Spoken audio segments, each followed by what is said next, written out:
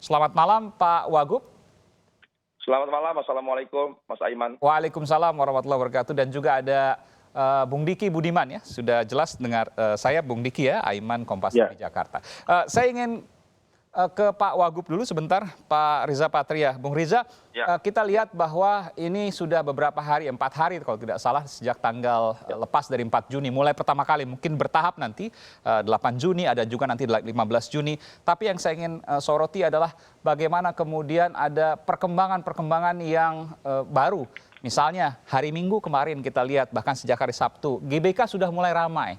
Ada antrian-antrian yang kemudian untuk masuk ke GBK. Hari ini kita lihat lalu lintas, tadi baru saja kemudian rekan saya Tifal Solesa melaporkan. Hampir seperti normal kembali, meskipun namanya PSBB masa transisi.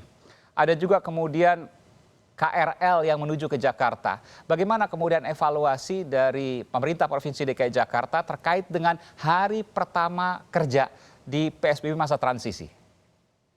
ya Mas Aiman, sebagaimana pernah kami sampaikan, memang di PSBB masa transisi ini akan terjadi satu kondisi yang memang sangat berbeda dari PSBB sebelumnya. Karena di PSBB keempat ini kami memasuki PSBB masa transisi.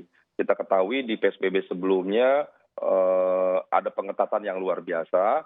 Kemudian yang kedua, memang di PSBB yang keempat ini, di masa transisi ini, kami sudah mengatur bertahap. Jadi hari pertama rumah ibadah kami buka, memang itu termasuk yang cukup kritis. Tapi alhamdulillah kita bisa lalui dengan baik dan terus kita evaluasi, kita perbaiki mudah-mudahan di Jumat ke depan dan di hari Minggu di gereja juga dan vihara, kelenteng dan lain sebagainya pura bisa lebih baik lagi.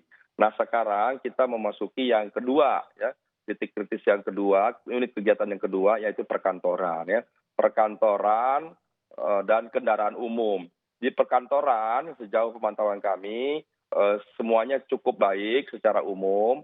Kantor membagi persentase 50% ya.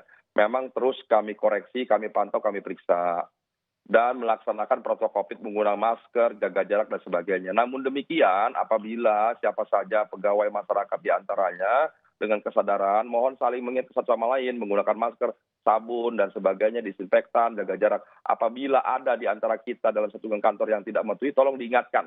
Itu pesan Pak Gubernur dan kita semua tolong sesama kita saling mengingatkan. Kadang seperti sudah akrab, seperti dekat, lupa jaga jarak dan sebagainya. Itu di perkantoran, jadi butuh dukungan kita semua.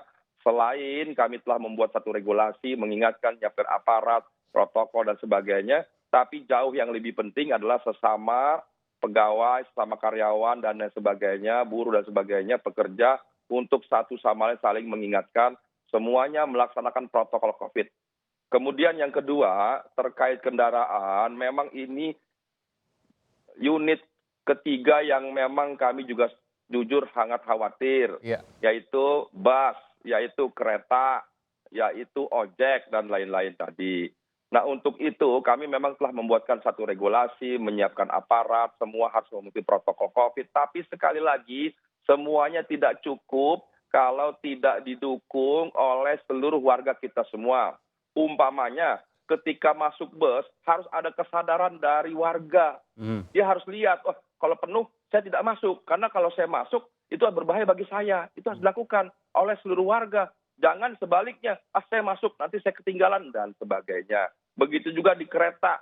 Jadi kesadaran itu harus ada, justru yang paling penting bukan dari petugas, tapi dari kita warga, pengguna kendaraan umum. Apakah ketika masuk kereta, apakah masuk bus, dan lain sebagainya.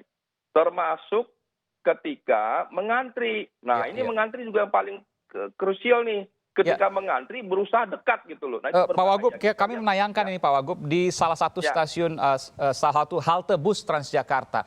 Kalau kita bicara soal physical distancing 1 meter apalagi 2 meter sama sekali tidak tampak. Ini sangat nempel, bahkan kurang jaraknya dari setengah meter. Nanti saya akan tanyakan, mungkin Pak Wagub nanti akan melihat juga, Pak Wagub mungkin juga mendapatkan informasi juga, apa yang kemudian terjadi, bagaimana kemudian pengawasannya dan akankah ini kemudian secara jangka panjang akan terus terjadi yang memungkinkan penularan kembali.